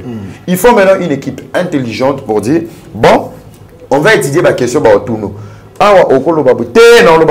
Nous les professionnels, on va te dire, yo le babou est pour ton image. Tu dis que derrière cette phrase, Eko Botelo, Nini, peut protéger la Nini. Mais nos artistes, Babimaka, Tikaya Bima. Donc voilà, c'est un peu réglé. Allez, merci, nous sommes en train d'évoluer rapidement. Rapidement, un débat. En fait, Era, à Lobby, les Cambo, on a eu ce qui est numéro 1. On comprend. Numéro 1. Tant qu'on a dit numéro 1, exemple. C'est un peu ça. Donc, musique, Nabiso, ils ont raté bien pour ça, pour ça, statistique. Il faut appeler au solo la TV. Pour ça, solo la bien pour ennemi pour rien. Et pourtant, effectivement, statistiques nous ont prouvé que aux numéro 1. Il faut quand il y en a la télévision, on appelle ça un exemple, il y a taboulé, basala exploit, basala canaille. Mais la TV, à travers imaginaire. À travers image. Merci beaucoup, c'est Marc Tabou et Ramsès. On aurait appris, je ne confirme rien, on aurait appris que Verkis Kamwangana vient de nous quitter. Pendant que tout ça, l'émission Awa, Verkis Kamwangana, Wazolan Zimbu, le patron de VV Center, à Koufi. Réaction rapidement. Bon, là, c'est mon papa. Et tout, voilà, papa Nabiso. Si vraiment l'information s'avère vraie, voilà, nous avons perdu un grand. Dommage que la génération qui tombe, me dit pourquoi, qui crie aujourd'hui, Baroye Baété, parce que apparemment, on a tendance à croire que la musique congolaise a commencé en 2010 ou en et tout. Donc voilà, que Moutouanaza a un grand et la musique Nabiso. Il a produit autant d'artistes. Lelo Babimisi pe Batou et Belé Verkis Kamwangana. Azala na studio nae. Soki boebité na Victoire immeuble nae. Ça raconté à immeuble VV Center. Kuna il y avait des studios. Il y avait une salle de répétition. Orchestre et tout, oh, bon, grand nom de musique Nabiso, Pepe Kale, Banani, Bazaiko, Batunio surtout, Bazalara Kuna et tout, et voilà, na Kachuana. Bon, il n'y a pas Zara Maramna, Banao Salameli, bon, soit TV toujours, Azara na comportement, en tout cas. Après ça, c'est belé, après c'est instrument. Et belé, à Tchambombo, dangereux, tout ça. As musicien, après c'est instrument, et tu as passé ma condition, Bananio, sapeur autour, Bananio, Beta, dans Brazzaville, il a enregistré dans le studio. C'est un grand. Il y avait Taboulay, Franco et Verkis Kamwangana. En tout cas, mes condoléances à la famille. Je connais aussi quelques membres de la famille. Si cette information s'avère vraie, on a perdu un grand de la musique. Et tout, et voilà. Et à Ramsès. Ouais, c'est Marc qui l'a dit. Il a tout dit. Moi, je pense que son âme repose en paix. Mais c'est ça, condoléances à sa famille. Merci beaucoup, excellent fidèle internaute. Nous évoluons et nous sommes en train d'évoluer lentement mais sûrement, parce que vous voyez que des minutes, ça fait toujours plaisir. Je pense que là où vous êtes, vous avez bien sûr la joie et le plaisir de nous suivre sans problème. Merci à notre sponsor Fabrice Guitan, vous, qui bien sûr nous regarde depuis l'Afrique du Sud, précisément à Johannesburg. Merci à toi. Merci également à tous nos partenaires. Je penserai comme ça à l'espace Djonga. Là, nous sommes en France, à Orly, avec les boss Djonga au Kula. Donc là, nous sommes à Orly, sur 12 rue Puy-d'Ixmé, en France, à Orly. Et faites un tour là-bas. Donc chaque vendredi, samedi et dimanche, il y a vraiment l'ambiance totale. Vous allez passer de beaux week-ends du côté, bien sûr, de l'espace Djonga en France. Et puis ici à Kinshasa, il y a un bon coin, si vous voulez passer des bons moments. Vous êtes à Kinshasa, donc faites un tour chez Parc de Prince. Et à Ramsès Nakenda, on a ça CP là, donc à CP là, rapidement, métro. Il y a tout là-bas, il y a tout. Donc on y a comme là, Robin, un peu moins midi, boîte, et ça, ceux qui peuvent faire mon repos, ils en ont très bien. C'est Marc, je pense, au Betape Tour, dans le Parc des Princes. Le tour de donc derrière la Zamba Playa. Donc ils ont placé mon yéba, ils ont de la forêt full la Bissowana. Ah bon, on a. Ok, vous l'avez sous les lots. Ouais. Bon, on a. Non, Zawana. Zawana. Non, et puis dans Zawana, on vend d'Awana. On a émis Parc de Prince. Parc de Prince. Voilà. Donc sur l'avenue Chikapa numéro 32. Donc vraiment dans la Zamba Playa. Comme tout le Parc de Prince. Donc on se vend les colons, on a stade. Voilà, on a stade, on a partout. Donc c'est très bien. Match, c'est tout le lot à la Ligue des Champions. Pourtant, on a vu sur un Parc de Prince. Voilà, merci à DJ Don, merci Nabande Kotou. Il y a Parc de Prince pour la confiance surtout que vous faites à Africa Info et au patron. On a un clin d'œil spécial à vous. On est donc ensemble. Bande Kotou, il y a Toronto City, donc ma parcelle était quand même moins chère. Namaluku. Donc voilà, donc les conseils en plus. Donc pour la préparer à venir, il faut penser à Toronto City et c'est une bonne chose. Bon, on a partenaire à Bissau, alors à un moment donné, il faut clin d'œil et ça l'ira bien. Donc merci à Diesel également qui nous fait confiance avec Diesel London City. Donc on a yo il a Château Rouge parce que comme agence ils ont encore chez Diesola donc tout kendewana et ça la biso vrai bien. Alors nous sommes presque à la fin mais parlons comme d'héritier Watanabe aujourd'hui qui était vraiment prêt à aller jouer aux États-Unis d'Amérique D'abord, j'ai raté, mais qu'est-ce que doit faire l'artiste pour que à préparer bien un stade de Martine le 25 décembre? Bon, moi, j'ai une interview, moi, extrait, j'ai justifié qui manque à visa. Donc, je pense que c'est une partie remise. Et je pense, héritier, et là, on a des exemples similaires par rapport à héritier. Sotali héritier, album né à Liboso. Aujourd'hui, nous, on regrette. Il y a qu'à saboter l'album, mais la communication, l'accompagnement communicatif a été très mauvaise. Au lieu de nous concentrer sur le produit de l'artiste, on était focalisé dans la polémique. Concert, s'improviser, la cité, vendre projet. Au lieu de projet, les gens ont suivi le buzz. Et besoin de tout faire l'album. Et cette fois-ci, je pense qu'il avait compris faille placer Outaki. Faille Outaki te kebanzi Mozaki Mabe. Parce qu'il y a un même album où on a. Retirada, il fallait pas mettre à Bercy ou Zénith. Olympia. Olympia. Et puis ça qui va voyage, et puis ça qui va visa. Donc ça veut dire. Barata aux États-Unis à l'époque. Barata aux États-Unis, il fallait Bazongaki. C'est pour dire que l'album où on a. Techniquement parlant, les albums ont réussi. Mais l'image et ça qui se devant public, ils ont jugé par rapport à la sortie médiatique. Les défis qu'Héritier avait lancés au public. Ce album est imité au Katana Lobo.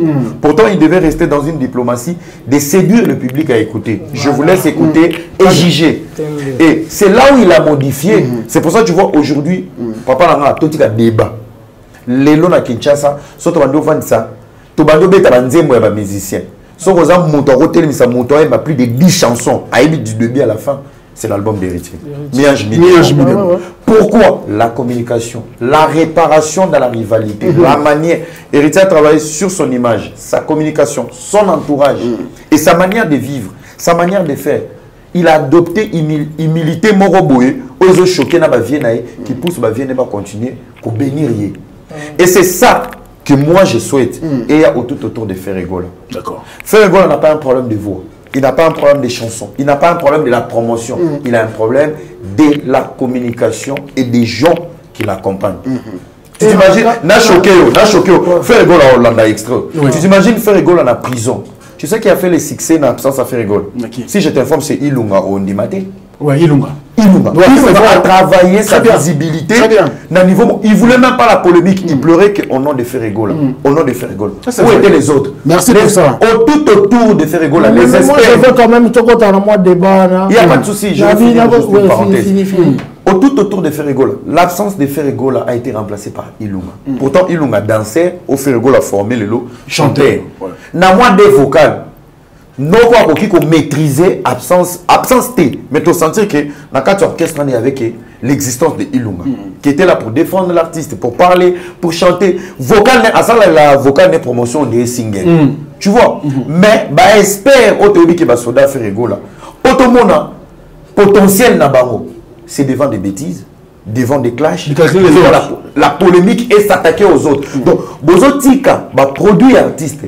La promotion et absence vous êtes là pour vous attaquer aux autres. Bon, mais ma musique n'a ironie. Moi, je pense que Ferregola a besoin de vrais conseillers. Je pense que Marc Tabou a Solara bien entourage à Ferregola, tout ça vient dans la Picasse, dans la beauté.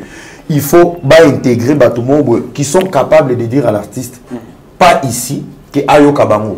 Et vient dans la Bengana, rôle. Je donne un exemple. PCA, par exemple, ils ont raté l'orchestre. PCA, orchestre, mais rôle à PCA, prise. Momi a commis sur Instagram, est-ce que c'est ton rôle? Secrétaire général, Yossi Milara, prise, téléphone, ou bien on va musicien, on va kermesse. C'est ça ton rôle. On va $30, ça va test. C'est ça ton rôle. C'est ça le problème. Donc, tout ça, pour ça, voulu moi, il y a héritier, peut aussi, c'est ma parole. Bon, pendant qu'il a héritier, moi, je pense que viser ça un problème vous en avez un visa va préparer concert. Est-ce qu'elle continue comme un visa ou bien visa on des accords recours parce que n'a expliqué qu'il faut justifier n'est pas kende ceux qui va mater tout ça. Moi je crois à ces propos pour moi et organiser un voyage naïe mais au-delà de tout ça à préparer le 25 naïe Azana playlist Pe azana banzembo eza au top. Oyo eko simba. Au-delà de ça, il a une réconciliation. Il y a racine qu'on appelle le wenge. Oyo ba vienne ba ko booster. La présence de JB peut-être ba JB ba vienne so ba werason ba Adolphe ba vienne nyo ba Bilé Zeboula ba cause la ba invité spécial. Ça veut dire mélanger la force. Il y a wenge, il y a papa na werason, la bénédiction de tout le monde. Et la manière, il a parlé même du concert de Fally Ipupa. Je pense que Héritier, il est sur une très bonne voie pour réussir. Merci beaucoup, Ramsès. Alors, c'est Marc Tabou. Vous avez la même question. Est-ce que Héritier continue qu'on se la concentrer pendant qu'on... Parce que Zaki, le mot est bien, c'est la tournée américaine. Juste à son retour, il va au stade, mais il est raté. Qu'est-ce que l'artiste peut faire? Toujours dans le cadre américain, dans Okotango. D'accord. Mais Nalingi, au début, on a CPL vraiment. C'est la première fois que nous avons un plateau. Bon, dans ce pays aujourd'hui, parce que Maraming, tu presque la même idée. Mais Maramou est raison le bango tout le temps, mais bah comprendre ma bé. D'accord. Aujourd'hui, ERA a souligné ma communication. Mais nalingi que ERA a changoka atena ferré. Dans tous les artistes. D'accord. C'est ça le mal de nos artistes. Donc, tous nos artistes sont mal entourés. Non, pas mal entourés. Ils communiquent mal. D'accord.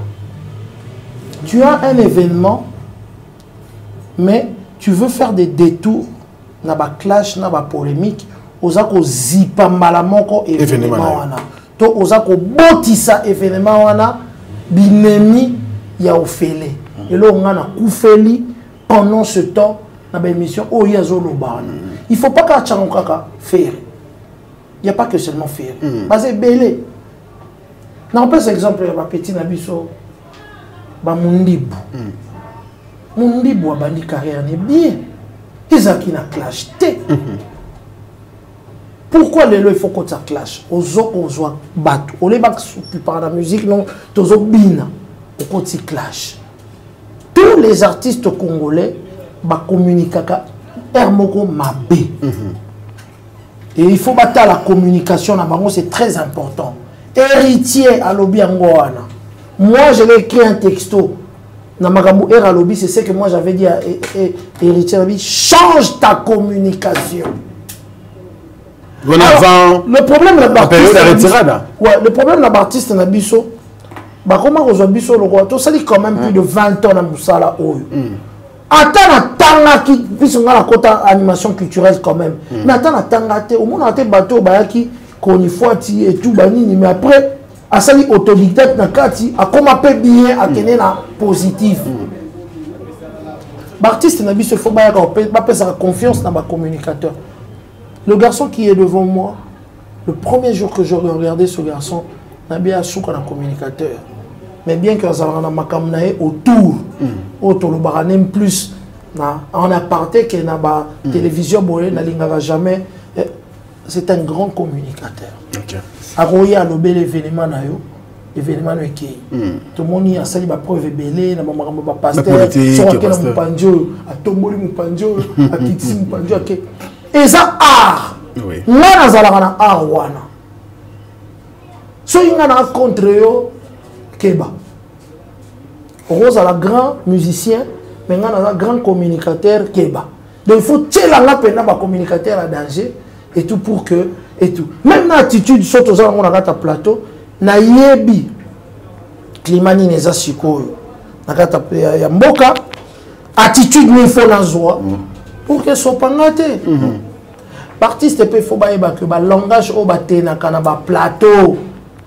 Et ça, le langage autant et il y a qu'au ternir et l'homme et bandagi nango. Très bien. Alors on y va. Voilà. Héritier Watanabe. Pour Héritier Watanabe, il a dit ce qu'il a dit. États-Unis, je ne sais pas. Parce que c'est quoi dans les États-Unis à Liboso. Normalement, on a 5 ans. Est-ce que na kundulupe batala kisu bato bazoka ba problème te. Tout ça point d'interrogation. Mais cela n'empêche que les États-Unis, ils ont rappelé, États-Unis, ils vont continuer à comme ça, na bango, la place Moussoussou, qui va tourner la place Moussoussou, et à continuer toujours la communication à Zali, c'est l'un des meilleurs. Héritier Watanabe. Na Makambo Etali, musique rumba lelo, Héritier Watanabe, il tient la barre. Et nous le félicitons de continuer toujours. Dans mon cas, à reconnaître Bartiste, on lui a parlé de concert de son frère, à CP qui a le bagui, non, concert Wana et au Sala Danger. Et comme ça, il peut battre Belé, et ça m'a rambo Yazolo bat. Et ça m'a rambo Erazolo. Comme communication. Pour ça, la paix, na mon thème aux athées, mais na image communication pour que nous bongi se soigner et tout parce que et quoi apporter au Babylone au Moro. Alors nous avons deux dates, le 29 octobre et le 25 décembre. Il y aura un concert à chaque date. Alors en face Salimika, il y aura aussi un artiste. Le 29 octobre et ensuite le 25 décembre. C'est le Scrum. C'est Marc Tabou. Bon, c'est Léo, c'est un artiste que Nalingara a plus de valeur.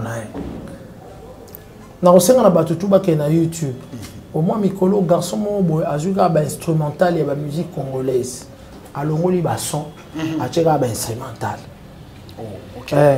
Garçon les studio so ni bo ke de bobeti wenge instrumental to fali instrumental boyo kaka ba instrumental.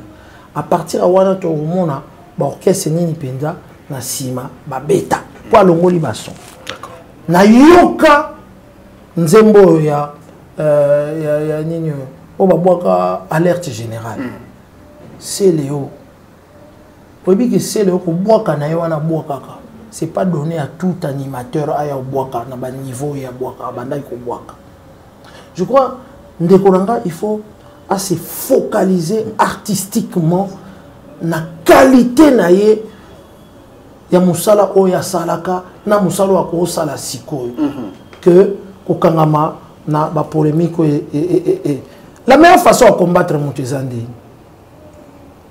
kokipete tu te sens likolo babe ngo kokipe mutute ngai za façon nanga so natali que yo bandinga et na moni que aux un niveau ya ko swara nangate non pas ça mon Congo c'est le wala somba voiture boso artiste belé c'est le wala somba lo panguli boso artiste belé même au ba lo baleki et lelo mon pays il faut garder un peu valeur nos pets nga c'est marque aujourd'hui mais ça il n'a pas d'adresse mais écoute makamboana et simba ka ba sera ba wera il va faire fara ils arrangent toute musique est comment différent. Moi je crois que s'il fallait combattre Fali,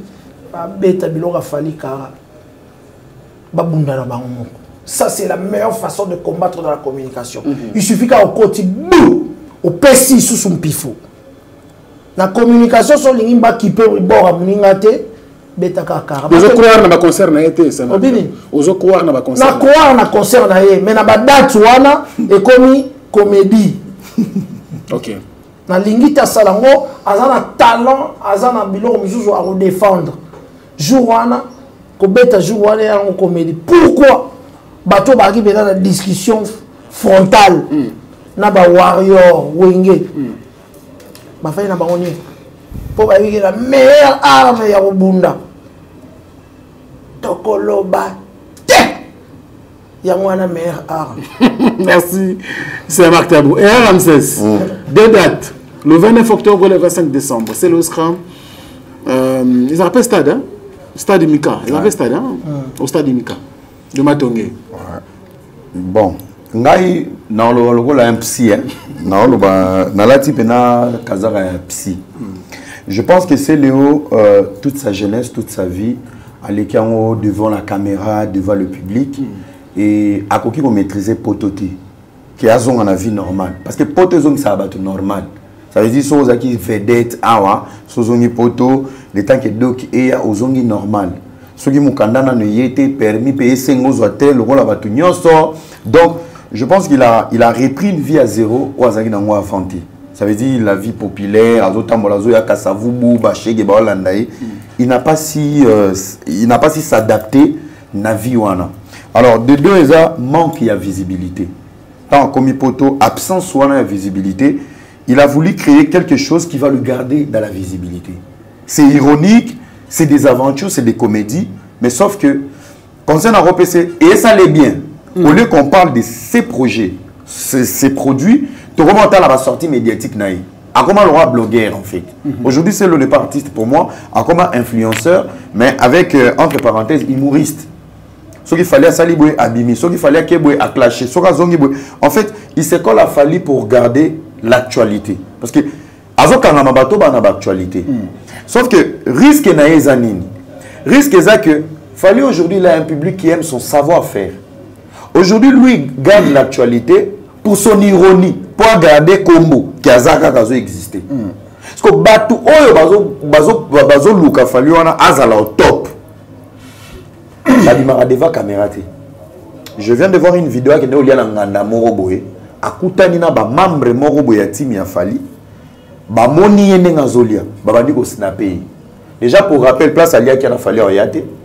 Ne ba filmer qu'il y a ba erreur. Et ça le roi ba transcoté. Fallait mata transcoté. Ça veut dire déjà lui-même il est conscient qu'ils n'ont pas le même niveau avec Fali. Mais il fait exprès. Na qui exprès na mon vieux c'est le haut Serge. Pense à ta vie. Il fait déjà sa vie. Non, il a moulé vie dans le sens il y a responsabilité à Nabana. Mon frère, au moment où domaine est fanatique. Quand un fan nous sont kutana na yo. Il ne sait pas voir que tu es dans l'ironie. Il ne sait pas voir que vous avez gardé buzz. A kochubo eloko, a koswayo, a kotindiko na rai, a kobeto na feti, babanda ko emilio tout le temps. Moi je pense que appuyer moi maturité, Rolova Marc il a bien dit que la meilleure façon de combattre Fali, ça n'a pas couvert nae. Yemba ba couvert nae. Kende pas jonga senga jonga yemba ba nzembo nae bandela kanga science fiction yemba comme ça est sous le Fali mais dit pour la nzembo na ngeza ni boke procès que aux autres nzembo ni sans autorisation.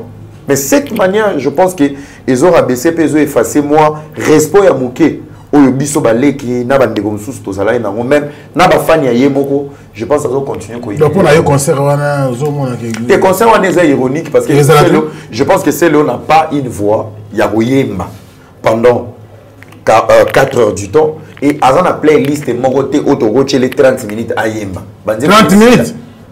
Na bien. Même les enfants de CLE,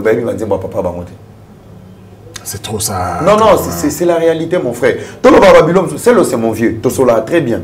Atteindre la map est mais Babylone, au moment comportement au Toloba, au Marta Balobi, Azan Babylone soit le Babayo Karaïté. Pourquoi Babayo Karaïté? Parce que Balinga a comme élève docile. Leader a déconné. Melangoume. Si on dénonce au premier ennemi, Bitumba yazolo ba Bitumba neza le courage de dénoncer au Batuba lo ba CC. Yozolo ba ngo fara fara. Parce que pour toi aider la CLE, il faut to lo ba aboy. Azonga ata la parcours na ye, ata la place à komi, na place azo kene, na makambo sala, na azo sala lelo, na lunga sala lobby. Soka évaluer en vraiment s'il ne change pas, c'est comme mental. Allez, nous sommes presque à la fin. Merci beaucoup. C'est Maktabou. Bitumbazo Zoeza par rapport à Polo, l'attaqué dans la conférence de presse, il a fait rigolo là.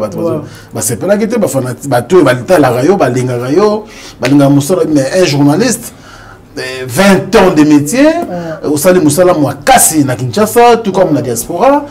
Mais qu'est-ce qui se passe? Ils ont la visibilité pendant qu'on se donne déjà, ou que, aux gens qui sont artistes. Tu es au même niveau parce que fanatique, il faut être pour le journaliste, il faut être en télé normal.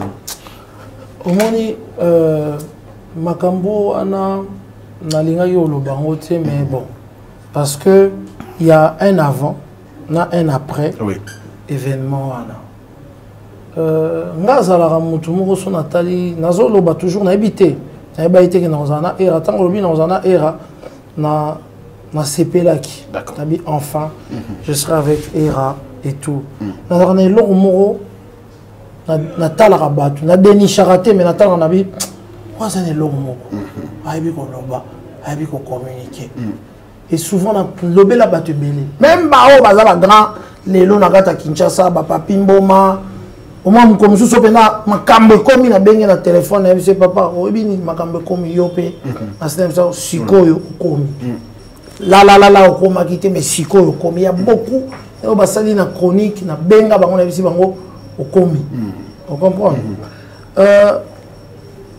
événement il faut y baoter ka événement il faut y baoter ka événement kolata t-shirt ya ferré ozoteka album te bakangaki na prison boye ko soutenir oyebi ke soki lelo nga ata musu na perdre un membre de famille nanga ira oya soki babi ke uniforme il faut ezala akolata yango mpona nini toyei ko soutenir Saint-Marc Tabo nalataki t-shirt wana na cadre ya soutenir artiste ndenge autaki na place ya pasi so otali na t-shirt bakomaki ke somba album bo bakomaki makambo oyo etali Ferré et tout na slogan là qui veut tuer le roi dans l'attaque à mon bon et puis comme na yebi que eloko wana fallait solo là batuna nga deux fois on la tanga bi pesa na la tango pour la conférence de presse et solo là bilo musu tant ça dans la communication il faut qu'on yeba que objectif na monsieur Zanini capté eloko batala yango conférence on est solo là qui pour dans ça qui tout batou batala yango et puis biso bat journaliste ceux qui tozali affaire na batou o bazali ko luka ko boya o biso tozali lelo parce que artiste azali artiste o azali lelo il faut là qui ça quand même o abengara force na yo de frappe Poutine tant azo bunana Europe ce que Europe est mort à la crainte na ezara pour la sa force na nga na yeba ngo na loba ngo na télévision nga so nazo loba contre yo et aux moi très difficile mais ce n'est pas dans mes habitudes na zala na ba polémique longtemps ce qu'on ni tout longtemps c'est toi qui vas souffrir yango na moni conseil na pesa c'est le autres qui ne jouent na conférence tout sur l'aura bien mais na zala d'accord té ndenge azala sima ya fali pendant longtemps nga roza la sima ya fali pendant papa cause l'ennemi a mutu eza pasi et surtout ya mutu oyo carrière na ye eza ko réussir rebelle eza pasi on comprend donc il faut yeba moko limite na biso obeti eloko moko tant on t'a sentir que ah ça qui bon après oyo la kotika babi mutu mususu abeta maka oyebo olingo beta era omoni aza muke babiso tika et tika obeti une fois mbata et puis tanga obeta yo otika ni na soni dans la vie il faut savoir s'arrêter quand on dit arrête tika et là les qui t'exaté et là vous allez d'accord à Saint-Marc la conférence de presse journaliste mené le quoi yé balé qui baye lelo bazaki na conférence bazaki belé balati te chanté bon en fait hello mon bon Nazaraki d'accord, Nazaraki pas d'accord. Je vais faire le juste milieu. Batonyo so bazaki na balé ki obaye lelo. Je pense pas ils ont eu le courage ou soit le même parcours que Marc Tabo. Marc Tabo azala qui avant réseaux sociaux. Marc Tabo azala qui c'est époque à CD. Il a su imposer son nom. Je pense pas par privilège à réseaux sociaux pour le comme on l'a mis dans téléphone on peut journaliste chroniqueur babangio par rapport à nombre de vina qui lélo vulgarité impolitesse mais tenir jusqu'aujourd'hui c'est des gens à respecter. Ça fait que faire rigolo les lors robenga marita te pecho yaka yelanga mayana nikilanga ketch. Ils sont de la même génération qu'il fallait pour pas que faire rigolo. Moi je vois pas le côté grand journaliste, je vois le côté amical. On a grandi ensemble. Vos débuts étaient mes débuts. Aujourd'hui, on essaie qu'on est. Boza place Boza. Nanaza, on a lelo. Pour te soutenir dans la t-shirt. Mais et l'homolier grandeur n'a été. Maintenant, pour être même, est-ce qu'on a risque et qu'est-ce qu'on a mentalité? Il y a d'artistes et n'abisso. Il y a Rolobake. Marc Tabola, ta t-shirt, il y a fait. C'est comme il m'a fait. Qu'il a fallu à Yati. Et je pense avec la maturité à Tim Yafali, ils savent d'où est venu Marc Tabo. Bah, il est billet na. Professionnalisme, non, Azaki Kosala. Et que Lélo, si on fait appel à lui par rapport à l'événement le 29, on l'attend. Le 29, il a son cachet, il a ses frais de mission, logement, sécurité. Alors là, il a mal l'événement, il va parler de l'événement. Donc, le problème est que Lélo, c'est le mélange, il y a des amateurs, Lélo n'a pas improvisé, des bazos nuire, BBC métier. C'est pour ça que je te dis, moi, je n'ai jamais été journaliste. Non, non, superlatif, je suis juste un bon parleur, il a pensé dans là. Donc, ba improviser ndebe ko bebi sa métier oyo azoto na question na ki fanatisme na suka nango neti Mark Tabo eso après conférence de presse so ba pesi bato 10 journalistes ba pesi 100 €. Yo za si Mark Tabo rotuna 10 € na ngeza mais bato 10 € bazaki wana rotuna 10 € na ngeza pi balobi pe basombeli so ba jipiler wa jipiler nanga na grandeur na kotala 10 € na ba petio sopanga kutu na tanda Baxela Wango, 5 € batika ko ima bazo $20, bakende. Moi je pense que to garder moi ba respect et moi pour moi ça m'a pas vraiment dérangé. Donc Moutoulamouta garder moi cap. Allez, merci beaucoup, c'est vraiment la fin de cette émission avec ce Mark Tabou et Ira Ramsès. Voilà, donc merci à Lasconi Matina. Bien sûr, toujours dans le Parc des Princes, bateau Ningarabiso, à partenaire Nabiso, merci. Je disais comme ça à Nabato Balingarabiso, Baza, Ebele, merci ko éprouvé. Donc, on fait avec maman, merci ko, on fait avec maman à Londres. Nous sommes condoléances, merci ko, on est donc ensemble. Monsieur le Président, super au soleil. Non, moi, Gisèle Matota, merci à vous, merci à Alain Dinamo, l'homme, je suppose, agréable Bogati na poche. Non, moi, Jani Samba Kondi. Et puis, je n'oublierai pas, bien sûr, des Cosimo Coco. Merci pour tous les soutiens. Et puis, grand frère Nangaï, Bambo Tebele, ici, quand la biso, Jules Dikandomote, mais Mapo Finini, merci. Également, on a sponsor, on a biso Fabrice Guitan, au parking, Yabadjogo. Mon côté, aujourd'hui, c'est le number 1 en Afrique du Sud, Zo Cartonné, Dieso London City. Bandegonu, à travers le monde, merci à vous pour vos soutiens. Et puis, ça n'a jamais un grand frère qui m'aime et que j'aime aussi beaucoup. Et Gabi Yakaboué, donc Mbotebele, puis pour les Wanga. Gabi Yakaboué. Il y a Gabi Nabiso, la musique, donc Mbote Nayata Nabiso, depuis quelque part à un pays, et puis Paulin Wanga immortel. Bandegonu, Nabiso, clin d'œil spécial à vous tous. Bon, moi je salue en tout cas mon frère que j'aime bien, David Mangaya, et sa femme Fanny Tshisekedi, place Bazali. En tout cas, Bambo Théâtre pour la famille. Narbo, ça a été moi un petit message. Tant dans le bin, il y a un personnel. Naza qu'on mis mes canamons, mon kéopé, na l'ikambotali moi restauration. Donc, na fongoli restaurant. Ma compagne. Oh, félicitations. Donc, Mikolo, merci Massa, Issa, on a tout ça, la période de ma compagne. Donc, la période de ma compagne, la mange bien, et puis, tout ça, la soirée à baptême.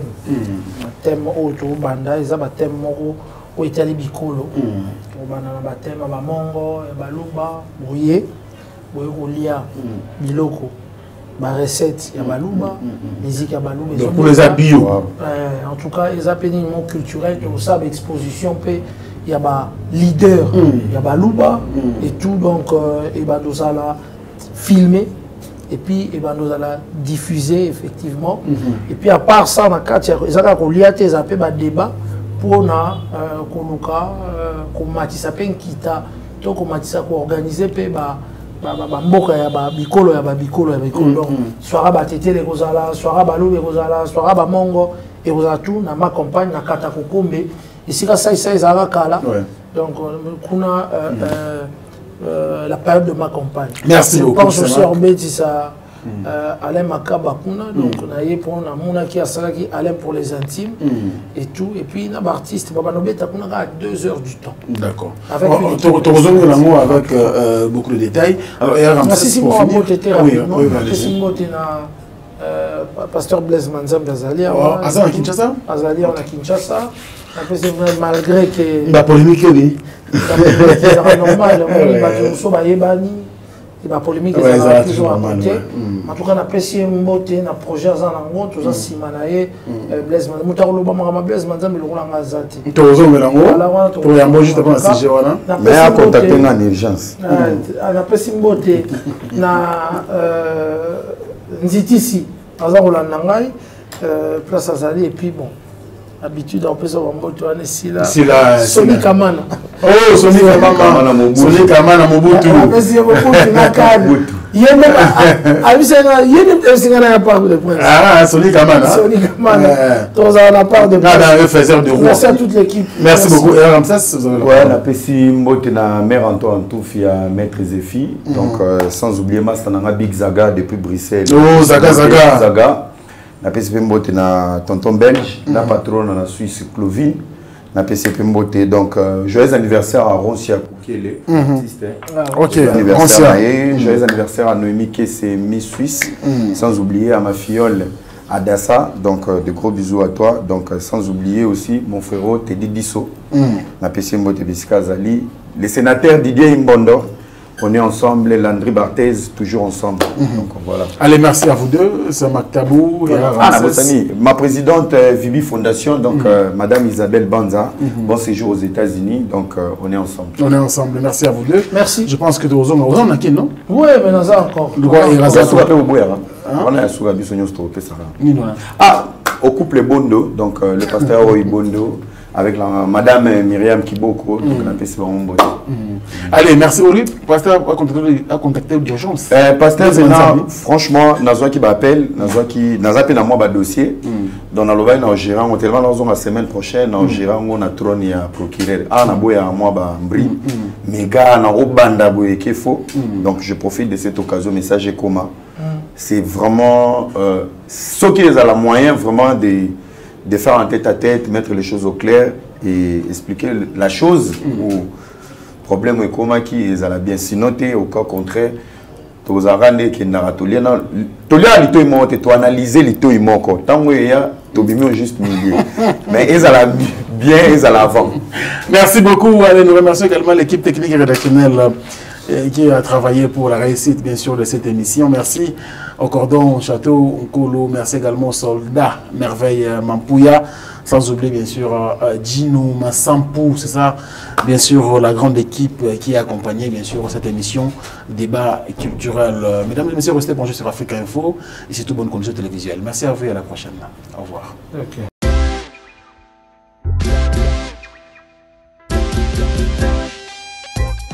Service spécial covoiturage, Paris-Bruxelles-Paris.